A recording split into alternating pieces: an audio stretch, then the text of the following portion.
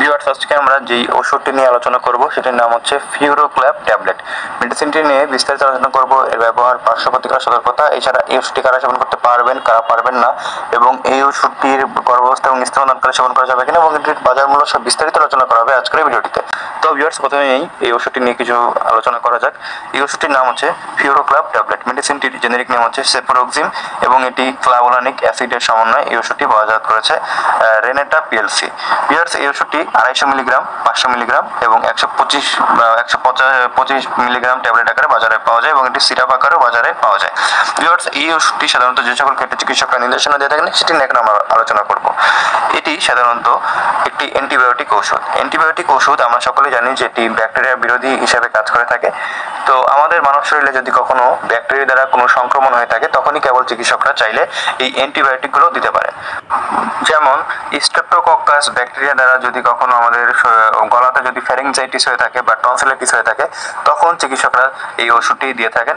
আমাদের কানের ভিতরে এক ধরনের ইনফেকশন হয়, সেটিকে হচ্ছে যে মধ্যকর্ণের ইনফেকশন বা ওটাইটিস মিডিয়া নামে যেটিকে চিকিৎসকরা বলে থাকেন। তো সেই সমস্যা মধ্যকর্ণের ইনফেকশনের জন্য কিন্তু চিকিৎসকরা চাইলে এটি দিয়ে থাকেন।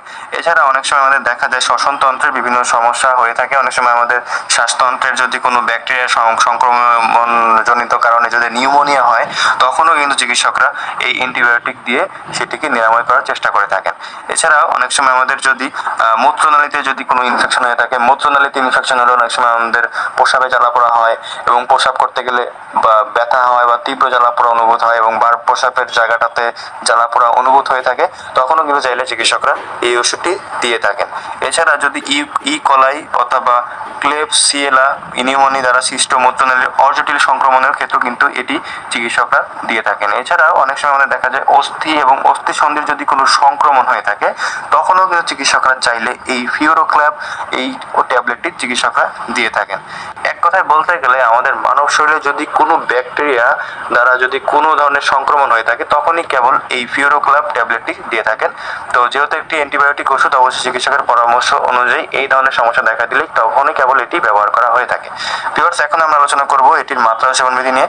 এটির মাত্রা ও সেবনবিধি নির্ভর করবে আপনার রোগের ধরন এবং আপনার কী ধরনের রোগ হয়েছে এবং এটি তীব্রতার উপরে চিকিৎসক আপনাকে একটি নির্দিষ্ট ডোজ এবং নির্দিষ্ট দিন অনুযায়ী আপনাকে এটি সেবন করতে বলতে পারেন।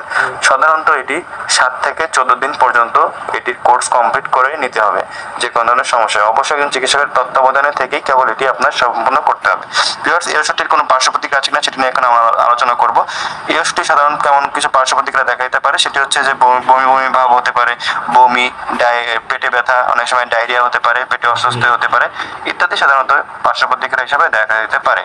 ভিউয়ার্স, এই ওষুধটি গর্ভাবস্থা এবং স্তন্যদানকালে ব্যবহার করা যাবে কিনা এবং যদি কোনো কারণে ব্যবহার করতে হয় তখন সেক্ষেত্রে অবশ্যই চিকিৎসকের পরামর্শ অনুযায়ী ব্যবহার করা যেতে পারে।